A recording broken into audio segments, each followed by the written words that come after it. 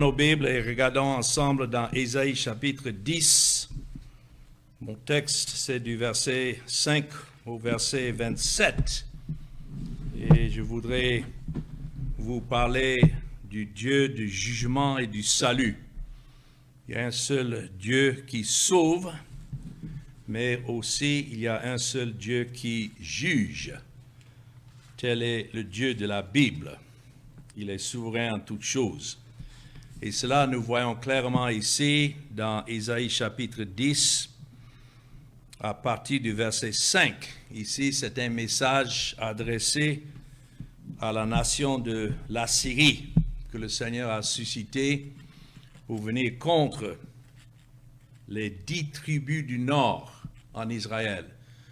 C'était des tribus qui se sont détachées après la mort de Salomon et ont installé le siège en Samarie et ils ont réinstauré l'adoration du veau d'or qui était la cause de la destruction de beaucoup des enfants d'Israël dans le désert. Quand Moïse est monté sur la montagne pour recevoir la loi de Dieu, Aaron avait dirigé le peuple dans cette idolâtrie.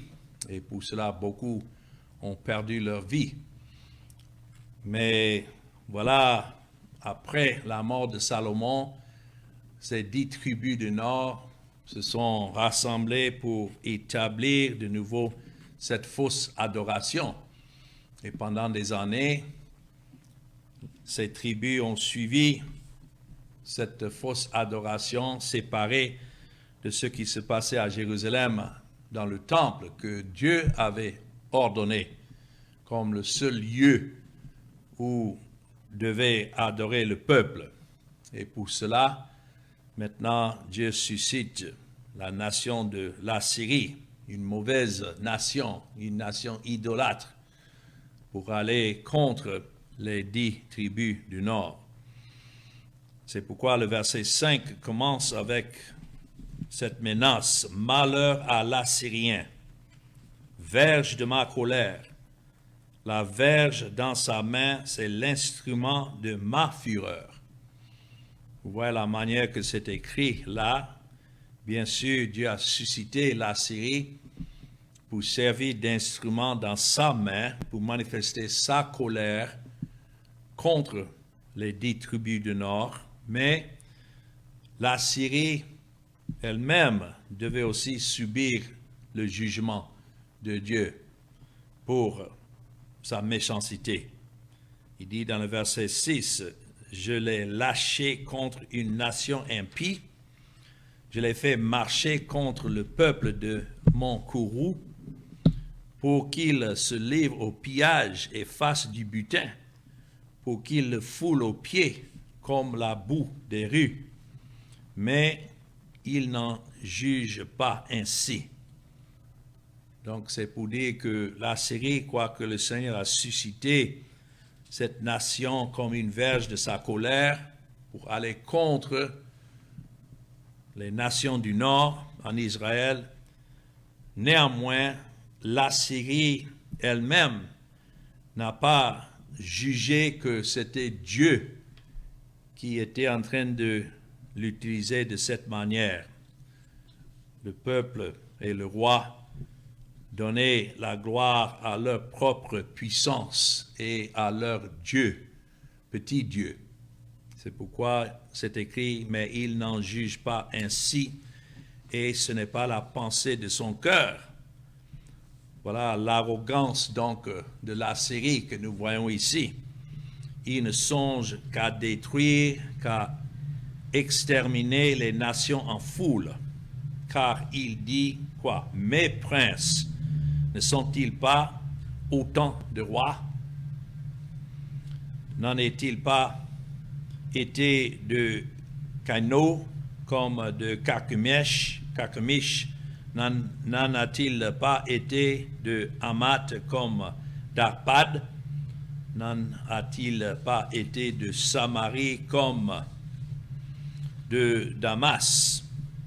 de même que ma main a atteint les royaumes des idoles, où il y avait des images qu'à Jérusalem et à Samarie, ce que j'ai fait à Samarie et à ses idoles, ne le ferai-je pas à Jérusalem et ses images?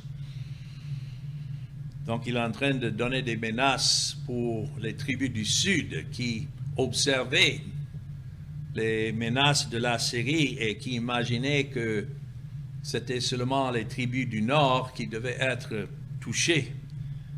Mais il dit non, je ne le ferai-je pas à Jérusalem et à ses images. Si Dieu a préservé à ce temps-ci la tribu de Juda et la ville de Jérusalem, ce n'est pas parce que cela était mieux que leurs frères au nord.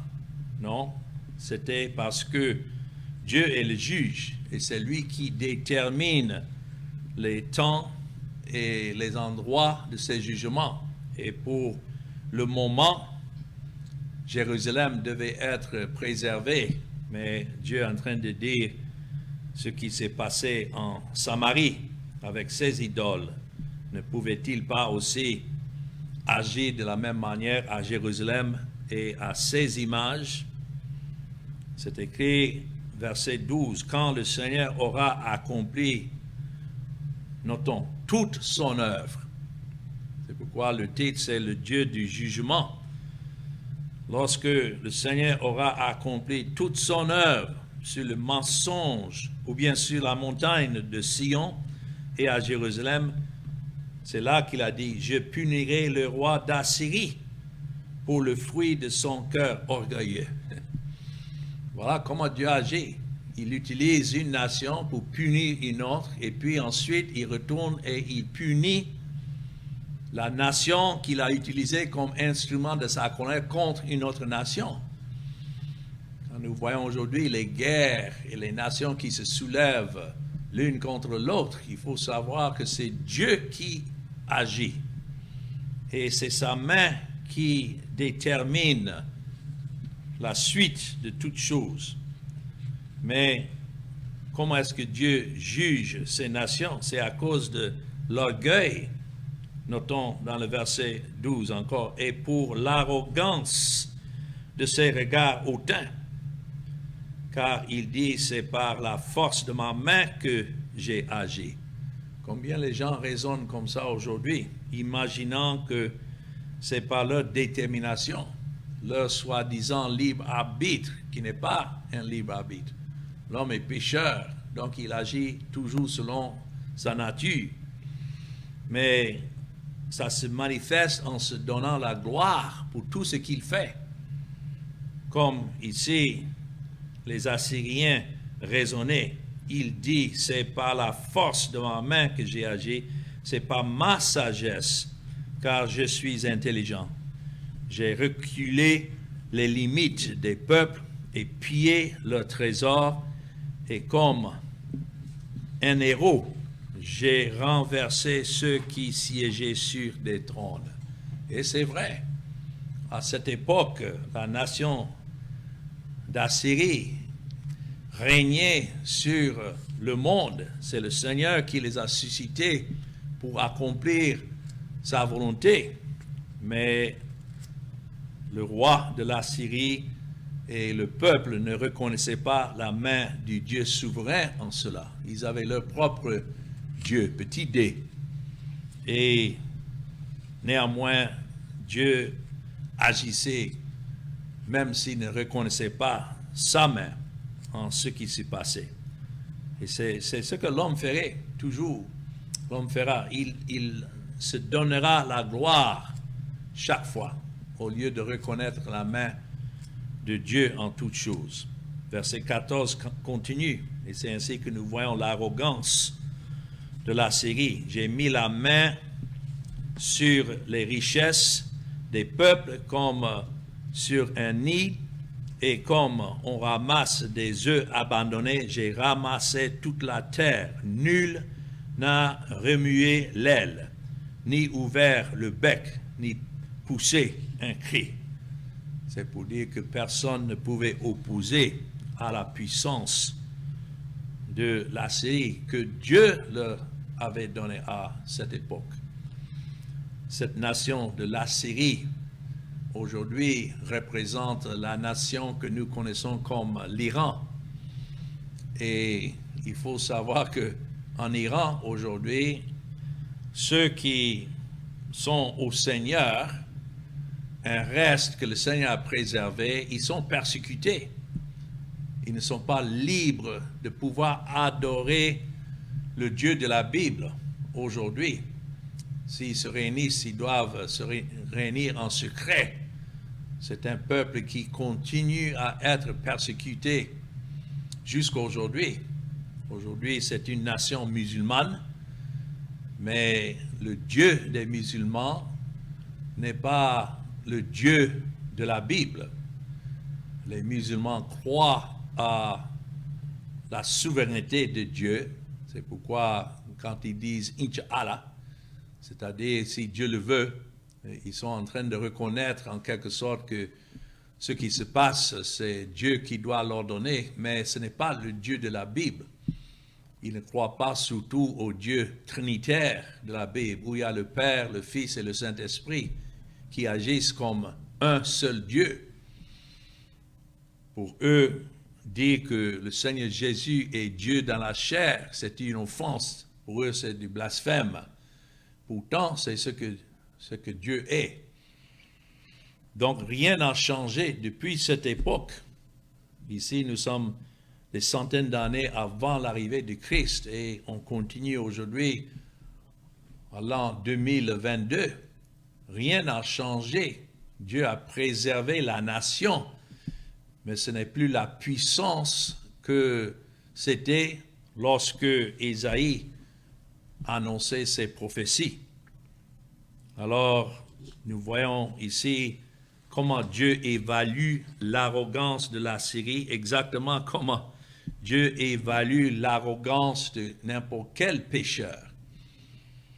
Et c'est avec dédain. C'est écrit, verset 15, « La hache se glorifie-t-elle envers celui qui s'en sert? Ou la scie est-elle arrogante envers celui qui la manie? Comme si la verge faisait mouvoir celui qui la lève, comme si le bâton soulevait celui qui n'est pas du bois. » Vous voyez le raisonnement là que Dieu donne. Quelle hache qui va se glorifier d'avoir accompli quoi que ce soit dans les mains de celui qui s'en sert. Non, la puissance vient de la main de celui qui s'en sert, de cette hache. Mais la hache ne peut pas se donner la gloire, ni la scie, ni la verge. Mais c'est ce que l'homme fait aujourd'hui, il se donne la gloire, imaginant que ce qu'il fait est selon son pouvoir. Même jusqu'à aujourd'hui, dans le monde du soi-disant christianisme, où les gens prétendent que c'est par leur propre volonté qu'ils sont venus à Christ et qu'ils se sont convertis. Et la même question peut être posée à ceux qui disent ça de nos jours, que la hache ne peut pas se glorifier, la scie ne peut pas être arrogante, ni la verge faire mouvoir celui qui la lève. Non, nous existons et nous avons notre vie et notre promouvoir en Dieu. Personne ne peut venir à Christ si ce n'est Dieu qui l'attire et Dieu qui l'ordonne. Et c'est pour cela que Christ est venu donner sa vie. Ça ne dépend pas de l'homme. Le salut en rien ne dépend de l'homme. Alors c'est ça l'évaluation que Dieu donne de l'arrogance, non seulement de l'Assyrie, mais je dois dire de tout pécheur qui se dit fier de ce qu'il est devenu. Verset 16 nous dit, c'est pourquoi le Seigneur, notons, le Seigneur des armées enverra le dépérissement parmi ses robustes guerriers, et sous sa magnificence éclatera un embrasement, comme l'embrasement d'un feu. La lumière d'Israël deviendra un feu. Qui est la lumière d'Israël? On peut dire, ouais, ça c'est Dieu qui est la lumière, mais même si Christ n'était pas encore venu dans le monde, Christ existait déjà là comme la gloire et la lumière de son Père. Et donc tout ce que Dieu était en train de faire était à travers la personne de son Fils, le Seigneur Jésus-Christ, même ici. Et c'est pour sa gloire alors que Dieu agissait de la manière qu'il agissait. Il est devenu un feu et notons son sein, une flamme. Qui est le sein de Dieu? Ça c'est Christ qui consumera et dévorera ses épines et ses ronces en un seul jour, qui consumera corps et l'âme, la magnificence de sa forêt et de ses campagnes.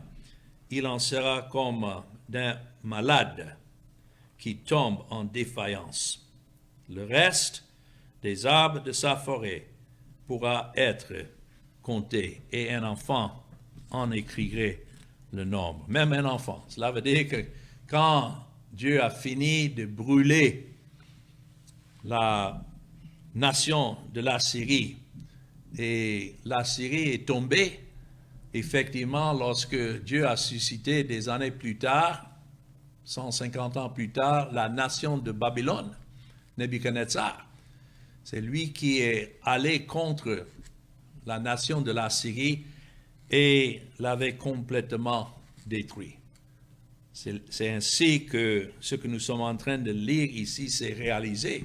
Pour le moment, lorsqu'Isaïe écrivait, la nation de la Syrie était au pouvoir et manifestait sa puissance. Mais Dieu a dit que de la même manière qu'il a utilisé cette nation de la Syrie pour aller contre Israël, il devait susciter une autre nation qui allait complètement ravager la forêt, les campagnes.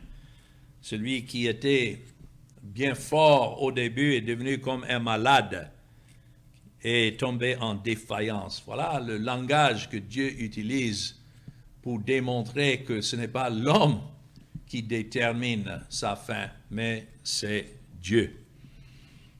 Alors, lorsque nous arrivons ici dans les versets 20 à 27, parce que je disais que c'est un message d'un Dieu qui condamne, et nous voyons cela dans ces versets, mais il est aussi un Dieu qui sauve. Et c'est Dieu qui détermine qui il sauve, qui il condamne. Ici, nous voyons dans le verset 20 que Dieu avait ordonné le salut pour un reste, et cela à cause de Christ. C'est écrit en ce jour-là, le reste d'Israël. Et notons, les réchappés de la maison de Jacob cesseront de s'appuyer sur celui qui les frappait. Ils s'appuieront avec confiance sur l'Éternel, le Saint d'Israël. Et notons la deuxième fois que c'est mentionné, verset 20, le reste, il y a un reste. Cela représente les élus de Dieu, que Dieu, dans sa grâce et sa miséricorde, a préservé. Aussi, verset 21, le reste reviendra, le reste de Jacob, au Dieu puissant. Donc, il s'agit ici d'un acte spirituel que Dieu allait faire en préservant un peuple et en ramenant ce peuple à lui. C'est écrit, verset 22, « Quand ton peuple, ô Israël, serait comme le sable de la mer. » Notons encore la troisième fois, « Un reste seulement reviendra, la destruction est résolue, il en fera déborder la justice. » C'est ainsi que nous voyons. D'un côté, il y a le Dieu qui condamne, mais de l'autre côté, il y a le Dieu qui sauve qui il veut. Et cette destruction de ceux qu'il a déterminés à la destruction, notons, est résolue. C'est le Seigneur, l'Éternel des armées, qui l'accomplira dans tout le pays. Il y en a qui prétendent que non, Dieu est amour, il ne pouvait jamais condamner qui que ce soit. Ceux-là ne connaissent pas le Dieu de la Bible. Et lorsque Dieu condamne même à l'enfer, il ne faut pas penser que non, Dieu a tout fait, mais finalement il est obligé à condamner les pécheurs parce qu'ils ne se répandent pas. Ici, c'est écrit que cette destruction est résolue et déterminée par qui? Le Seigneur, l'Éternel des armées, qui accomplit tout cela dans tout le pays. Donc, s'il n'y avait pas cette miséricorde de Dieu qui préserverait un reste, c'est-à-dire les élus de Dieu en Christ, alors tous seraient détruits. Verset 24. Cependant, j'aime ces petits mots-là qui sont pleins de sens. Cependant, ainsi parle le Seigneur, l'Éternel des armées, ô mon peuple qui habite en Sion, ne crains pas l'Assyrien. Quand il dit mon peuple, il est en train de parler de ceux-là qu'il a déterminés, préservés par sa grâce à cause de Christ. Il leur dit de ne pas craindre l'Assyrien. Il te frappe de la verge et il lève son bâton sur toi comme faisaient les Égyptiens, mais encore en peu de temps, et le châtiment cessera. Puis ma colère se tournera contre lui pour l'anéantir. L'Éternel des armées agitera le fouet contre lui, comme il frappa Madian au rocher d'Horeb, et de même qu'il leva son bâton sur la mer, il le lèvera encore comme en Égypte. En ce jour, son fardeau sera ôté de dessus ton épaule et son joug de dessus ton cou, et la graisse fera éclater le joug. Nous allons arrêter là dans la lecture de ce passage si important. Et voilà ce qui est décrit comme prophétie au temps d'Ésaïe, et effectivement tout cela s'est passé exactement. Ouais, Dieu est souverain, mais il est aussi le Dieu de l'histoire. Nous ne savons même pas comment il agira, même une seconde maintenant, nous ne pouvons pas savoir, mais en regardant dans le passé, dans l'histoire, depuis la chute d'Adam, nous pouvons dire que tout cela s'est déroulé exactement comme Dieu l'a ordonné. Même la chute d'Adam n'a pas pris Dieu en surprise pour dire « Ah, mais il voulait que les choses soient autrement. » Non. Tout cela s'est passé exactement comme Dieu l'avait annoncé. Et c'est pour nous montrer que les hommes ne sont pas à eux-mêmes, mais c'est Dieu qui sert de tous ces êtres. C'est lui le créateur, c'est lui le juge. Donc, il se sert de toutes ces créatures comme instruments, je dirais involontaires, dans la main de l'Éternel. Ils sont là pour servir la cause de Dieu et ce que Dieu a ordonné. Quand il dit, revenant dans mon texte, dans Ésaïe chapitre 10 et le verset 5, bien sûr, il a suscité la Syrie, mais il commence avec malheur à l'Assyrien.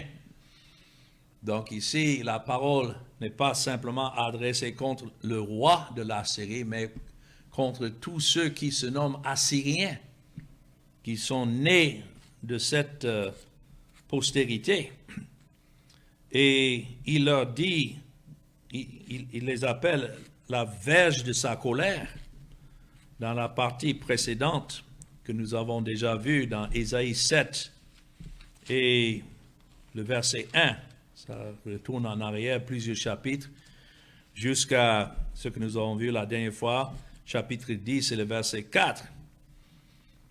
Le Seigneur s'est révélé comme celui qui devait utiliser la Syrie comme l'instrument de jugement, non seulement contre Israël et Juda, mais contre aussi une autre nation qui existe encore aujourd'hui, la Syrie. C'est majuscule S-Y-R-I-E. Ça, c'est une autre nation au nord-ouest au nord-est d'Israël aujourd'hui, qui est différent que la Syrie, que nous voyons avec A-S-S-Y-R-I-E. Néanmoins, c'était tous des instruments entre les mains de Dieu d'accomplir sa volonté. Et nous avons vu cela, comment Dieu devait se servir de la Syrie dans ces chapitres contre ces trois nations qui se sont liguées pour essayer de confronter la nation de la Syrie, mais en vain.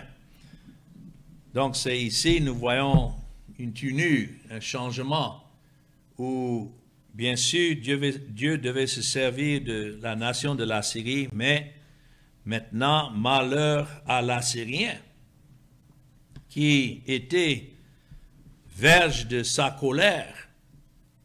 Donc, les Assyriens ne méritaient pas mieux que ceux qu'ils ont attaqués. Et effectivement, Dieu leur dit malheur à vous. Alors, nous voyons un changement similaire dans l'objet de son jugement divin qui s'est produit dans le cas des Babyloniens plus tard. Parce que d'abord, il y avait les Assyriens, maintenant Babylone s'est suscité des années plus tard. Et Dieu a levé les armées babyloniennes. Là, nous sommes en train de voir dans l'histoire, dans les années 605 et 686 avant l'arrivée du Christ. Et Dieu a suscité cette nation babylonienne pour aller contre les tribus de Juda qui sont restées. Et le prophète Habakkuk, quand vous lisez le prophète Habakkuk, c'était à cette époque qu'il a été suscité pour prononcer le jugement contre Babylone.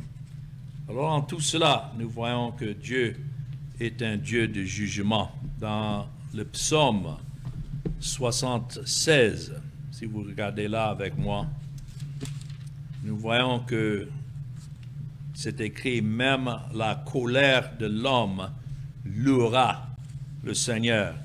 Psaume 76 et le verset 11.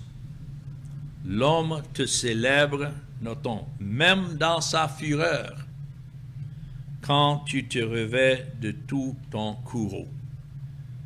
Alors Dieu utilise la méchanceté et le caractère charnel de l'homme sans toutefois lui-même être jugé pour avoir commis un péché. On ne peut pas attribuer à Dieu le péché de la manière qu'il agit. Je dis souvent, il est comme l'auteur d'un roman et il écrit le roman. Il fait passer dans son roman les caractères qu'il veut. Et dans tout roman, il y a des méchants et puis il y a des gens de bien, mais c'est l'auteur qui détermine le caractère. C'est de cette manière que Dieu est l'auteur de tout ce qui se passe dans l'histoire. C'est son histoire. Et donc, à lui de déterminer qui il va juger et qui il va préserver. Tout cela, Dieu est totalement justifié. Et puisque, dans le verset 11, l'homme te célèbre même dans sa fureur. Imaginons ce que les gens ont fait de Christ, son Fils, lorsqu'il est venu dans le monde. Et c'est dans leur fureur qu'ils ont crucifié le Seigneur Jésus.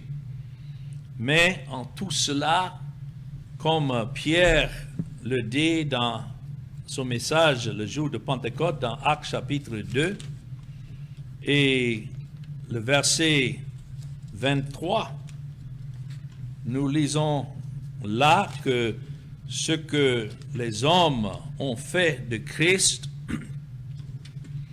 c'est Dieu qui a livré son Fils selon son dessein arrêté. Vous voyez ça dans Acte 2 et le verset 23, cet homme livré selon le dessein arrêté et selon la prescience de Dieu, vous l'avez crucifié, vous l'avez fait mourir par la main des impies. Il n'y a rien qui s'est passé contre Christ, même dans la fureur des gens contre lui, qui n'était pas exactement selon ce que Dieu avait prédéterminé. Nous voyons ça surtout aussi dans Actes chapitre 4. C'est écrit dans le verset 27, « En effet, contre ton saint serviteur Jésus, que tu as oint, Hérode et Ponce Pilate se sont ligués dans cette ville avec les nations et avec les peuples d'Israël. » Notons bien, verset 28, « pour faire tout ce que ta main et ton conseil avaient arrêté d'avance. » Donc Dieu est juste en condamnant les pécheurs, même pour leur méchanceté. C'est lui qui fait en sorte à ce que même la fureur des hommes le célèbre. Cela veut dire accomplir sa gloire. Ce modèle est répété maintes et maintes fois dans les Écritures. Prenons l'exemple des frères de Joseph qui ont péché contre Joseph. Mais à la fin, Joseph lui-même a dit que quoi qu'ils ont voulu lui faire le mal, c'est Dieu qui a tourné ce mal en bien. Dieu l'a utilisé pour son dessein. Et même s'il a discipliné les frères de Joseph, ayant commis leur péché contre lui, quand même, il a suscité Joseph à travers leur trahison. Voilà une belle image du Seigneur Jésus-Christ. Les gens ont voulu lui faire du mal et ils ont fait tout ce que Dieu a ordonné. Pourtant, Christ a eu le dessus. Et à travers sa mort à la croix, on ne peut pas imaginer une peine pire que ça. Néanmoins, c'est ainsi que Dieu a ordonné à ce que son peuple soit sauvé. Même chose avec Saül, qui a péché contre David. Mais David a utilisé cette situation, ou Dieu a utilisé cette situation pour son dessein. En fin de compte, bien sûr, il a jugé Saül pour sa désobéissance. Pourtant, tout cela s'est passé exactement comme Dieu l'avait ordonné. L'exemple de Judas Iscariote, voilà encore un exemple, qui a péché contre le Seigneur Jésus, mais Dieu l'a utilisé pour son dessein. En fin de compte, il a jugé Judas, mais Judas n'a pas pu faire ce qu'il a fait si ce n'était ce que Dieu l'avait ordonné. Alors voilà le Dieu qui juge les pécheurs, qui est souverain sur les pécheurs et qui accomplit sa volonté à travers les pécheurs, et rien ne peut l'empêcher lorsqu'il, en retour, juge ceux qu'il a utilisés dans sa souveraineté contre d'autres. Mais le point avec lequel je voudrais terminer, en revenant dans notre texte ici, dans Ésaïe chapitre 10, dans les versets 20 à 27, c'est pour nous montrer que à travers tout cela, Dieu a son peuple. Et voilà ce qui doit nous encourager, nous qui sommes prédicateurs. Bien sûr, je dirais que l'évangile que nous avons à prêcher est un évangile comme une épée à double tranchant. Lorsque nous prêchons, nous devons prêcher ce Dieu souverain qui juge et qui condamne les pécheurs, mais en même temps, nous annonçons aussi clairement que Dieu est un Dieu de miséricorde et de grâce et d'amour. Mais son amour n'est pas pour tous les êtres du monde.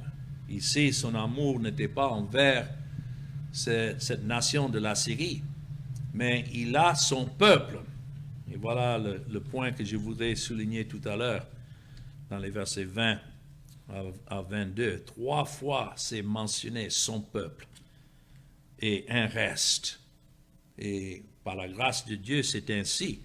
Il a un reste qu'il a préservé selon l'élection de sa grâce. Et ceux-là doivent hériter le salut par la grâce de Dieu et ne peuvent pas être condamnés avec le reste du monde.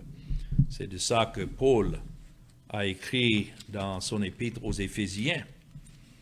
Vous savez que les Éphésiens étaient des païens, n'étaient pas des Juifs, et donc ne faisaient pas partie, si vous voulez, de l'histoire dans l'Ancien Testament du peuple juif. Mais lorsque Christ est venu et il a été crucifié sur la croix, ce n'était pas seulement pour un reste parmi les Juifs qu'il a été crucifié, mais un reste aussi parmi les nations. C'est pourquoi il est appelé le sauveur du monde. Ce n'est pas qu'il est venu tenter de sauver tous les êtres du monde, mais le reste, un peuple parmi le monde qu'il est venu sauver. Et cela, selon son élection éternelle, c'est une élection de la grâce, et par sa rédemption que Christ a accomplie à la croix, encore, ça c'est la grâce de Dieu, en mettant Christ à la croix à la place de ce peuple, et aussi en appelant chacun qu'il a élu et pour qui Christ est mort par son esprit. Il y en a qui raisonnent, mais si Dieu a déjà élu et Christ est déjà mort pour ceux qui doivent être sauvés, pourquoi prêcher l'évangile? C'est parce que c'est le moyen que Dieu a ordonné à ce que ceux-là soient attirés maintenant à Christ, qu'ils apprennent de Christ, exactement comme Ésaïe. Si les choses étaient déjà prédéterminées, certains disent, mais pourquoi la prophétiser alors? C'est pour que à la fin, ceux qui sont condamnés sachent que c'est selon la condamnation qu'ils ont méritée, mais aussi afin que ceux qui sont sauvés aussi sachent que leur salut ne dépend pas d'eux, mais c'est la grâce de Dieu. C'est pourquoi dans Éphésiens 1, voilà les bénédictions spirituelles pour ce reste. C'est écrit dans le verset 3, Éphésiens 1, 3, « Béni soit Dieu le Père de notre Seigneur Jésus-Christ, qui nous a bénis de toutes sortes de bénédictions spirituelles dans les lieux célestes en Christ. » Tout ce qui se déroule sur la terre a déjà été déterminé dans les lieux célestes, mais en Christ. Pourquoi il y a le salut? C'est parce que même avant la création de ce monde, le Seigneur Jésus était là comme le Fils de Dieu éternel, à qui le Père lui a donné un peuple qu'il devait maintenant venir sauver. Et notons, toujours c'est à cause de Christ. Pourquoi Dieu a préservé un reste en Israël? C'est parce qu'il avait déjà promis à David de faire venir de la postérité de David le Seigneur Jésus-Christ, et ça devait être de la tribu de Juda. Et donc les Assyriens sont venus prendre les 10 tribus du nord en captivité, où jusqu'à aujourd'hui ces tribus ont disparu, mais la tribu de Juda est restée. Dieu a fait revenir en Israël après la captivité en Babylone un reste, et a établi ce peuple encore dans le pays pour que lorsque le Seigneur Jésus-Christ devait venir des centaines d'années plus tard, que c'est pour lui que cette nation était préservée, à cause de Christ. C'est ça, nous lisons dans Éphésiens 1 toujours. En lui, c'est-à-dire en Christ, Dieu a quoi? Élu avant la fondation du monde, pour que nous soyons saints et irrépréhensibles devant lui.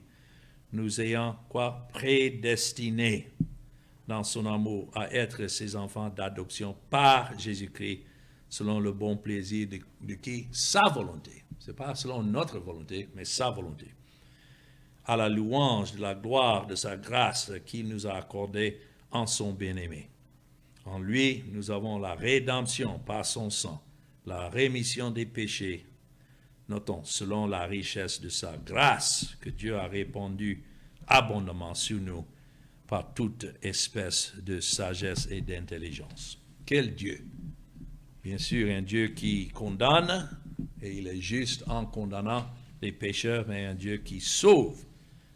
Mais lorsqu'il sauve justement aussi.